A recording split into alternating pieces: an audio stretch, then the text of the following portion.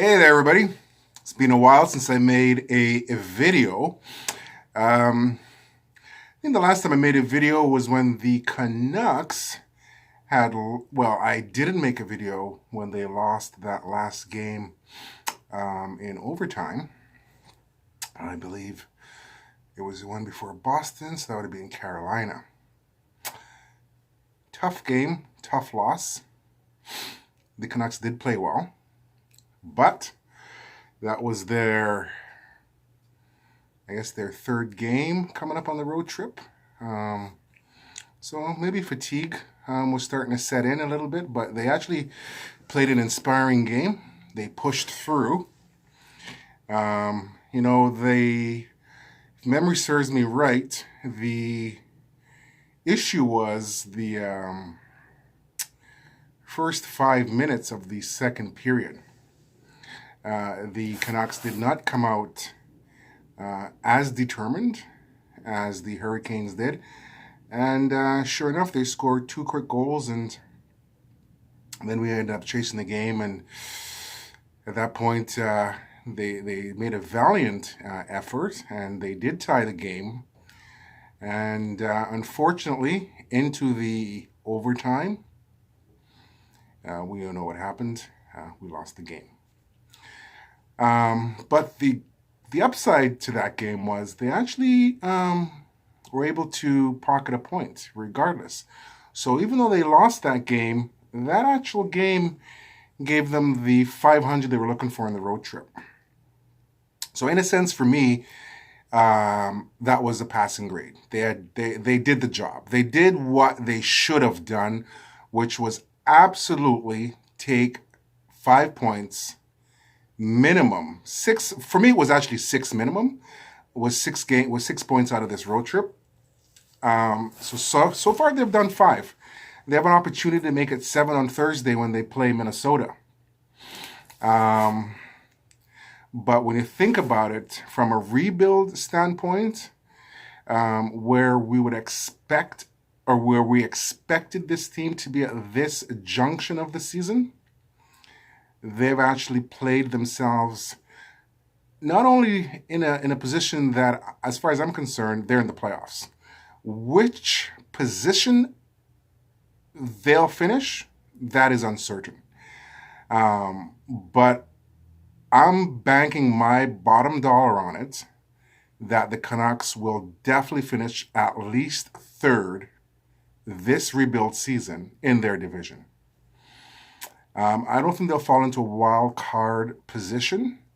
And if they do something dramatically, something bad has to happen, and that would severely impact an amazing season what they've had so far to derail them. But I just don't see that happening. Even if some injuries were to occur, I think the Canucks are deeper now, where if that did happen, they would be able to sustain that and carry on. As they've proven all season, players like Miller, Pettersson, Virtanen, which I personally thought he was going to have a breakout season, and I'm happy he is having one. Edler's always been like my go-to guy. I know everybody, they harp on him because he's slow. He's very predictive with his passes from the blue line. That's why he's not really on the power play anymore. He doesn't change it up much, right? So and if you look at other players too, they're also quite predictive, but he's a little bit extra predictive. You can really tell what Edler is about to do. But what makes him so valuable is his position is usually pretty good. He reads the play really well, and he's a good top 2 defenseman when you think about it. He's big. He doesn't throw the body around as much as he used to, or what he could. But he's also a big body, right? So.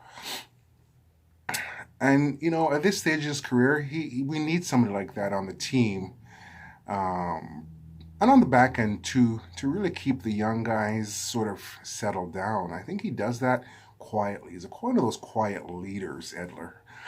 Anyhow, so we got guys like Edler and Bo, and Besser and Pettersson and now Hughes. An interesting player for me on our team, though, is Stetcher. Stetcher, he was one of those players that, well, let's think about it. He came on this team 4 seasons ago, let's say now, when they really started this rebuild. He was one of the first pieces, I guess.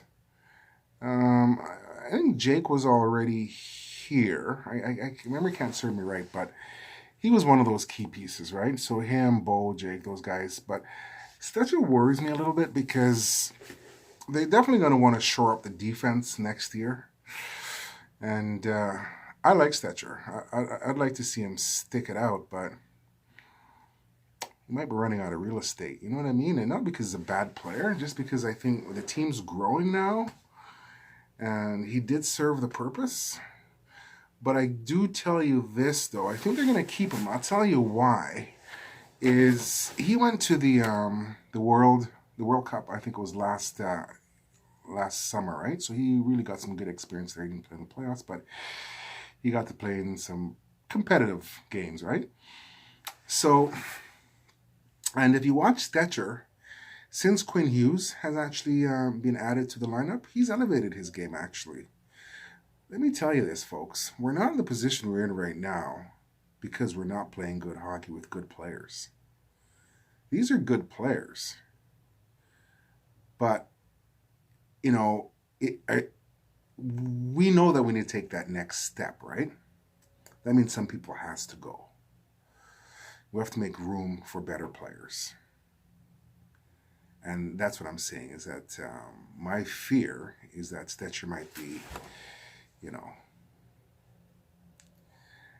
one of those guys that we have to part with. Definitely, as far as the forward groups go, Levo, he's good. Actually, I wouldn't part with him, actually. Schaller. Let's start with that guy. I don't know. He worries me. However, I watched him play the last couple of games, and I saw some stuff from this guy, and I was like, why does he play like this all the time? What's up with this guy? Eriksson, you know what it is? He didn't like the rebuild. Now you watch him play, you're like, not the same player, right? Much better, right? Goals are coming. Watch. Playoffs? He makes it in the playoffs, I'm telling you. Players like Eriksson, Beagle, Pearson, Roussel. If he can get in the lineup and stay healthy, Ferland. A nice little supporting cast here with Sutter. See where I'm heading? The veteran guys that are on this team are all playoff veteran guys. Seriously. They don't all have rings. I think, let's see here. Eriksson doesn't have one, does he? I can't remember, but Tanner has one. And I think that's pretty much it. Then you look at the newer cast now. Miller, playoff player. 100%. Pettersson, playoff player. 100%. Believe me or not, folks, Virtanen. We make the playoffs.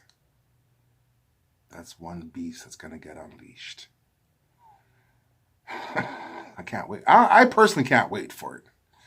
Seriously, I personally can't wait for the beast to be unleashed.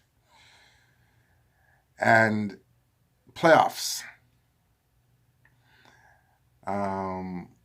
Quinn Hughes is going to learn. Playoff guy. So this team is looking really good. So before I run off, though, I just want to mention one other thing. The Boston Bruins. They spanked us yesterday, right? Not really. Nah. If you watch that game, the Bruins actually had a hard time with us. However, the Bruins is probably the best, and I'm talking the class, in terms of defense. watched that game and I was like, wow, man. Not only are they killer with the defense, they killer in another two areas of their game rather, and that's why they're so successful. They're killer in the defense, bar none, better than any team. Second, their forecheck is relentless. And third, can you figure what it is? They got the defense is good. They got the forecheck that's relentless. And speed. They're fast. They're fast. And another thing, if you watch them on the ice, they're the one team I have noticed that plays as a 5-man unit. Tight 5-man unit. Watch them. And not only that, they're also never too far apart from each other. I've noticed that. We made too many of these long passes. Yeah, against Boston, it was very clear. Those long passes, the pickoffs, I don't know, 15, 20, I don't know how many of those. We are too far apart from each other, for one. That and they look at the. I'll give you an example of that. I'm not sure if that's how we. That is how we play. Let's not kid ourselves. I don't want to give our secret away, but fuck. Excuse my French.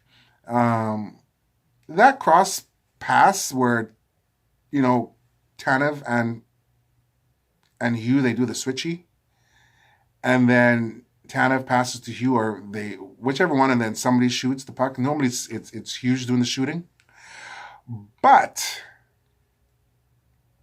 I forgot where I was going with that, but they work really close together, those Boston Bruins. So they're never too far apart from each other. So these long passes that we attempt because we're too far away from each other, they were getting picked off left, right, and center throughout that game, which created a lot of turnovers, and then suddenly they're heading back the other way, right? So if you really dissect their game, they're a tight checking group. They stick together. They play as a group. None of these long bomb passes, hardly. They rather carry the puck up the ice. Seriously, watch them. Then pass the puck. Like, they rather make 2 to 3 small passes than 2 big passes. We like these big passes. I don't know why, but that's our game. It works and it doesn't. It works and it doesn't. But definitely doesn't work against Boston. I tell you right now. That our game, and that's the reason why we lost 4-0. I don't think it's so much because the players were that bad. I think it's just our style of game doesn't work well against Boston. Anyhow, not only that, folks, I'm going to close it on this note, though. The man who made that team, Mr. Jim Benning, we know which team he works for now, right? That's all I got to say. So if you think the Boston Bruins are the class of, and they've been the class for the last decade, well, the man that made that team is the man who's now running our team. We'll see you guys on Thursday.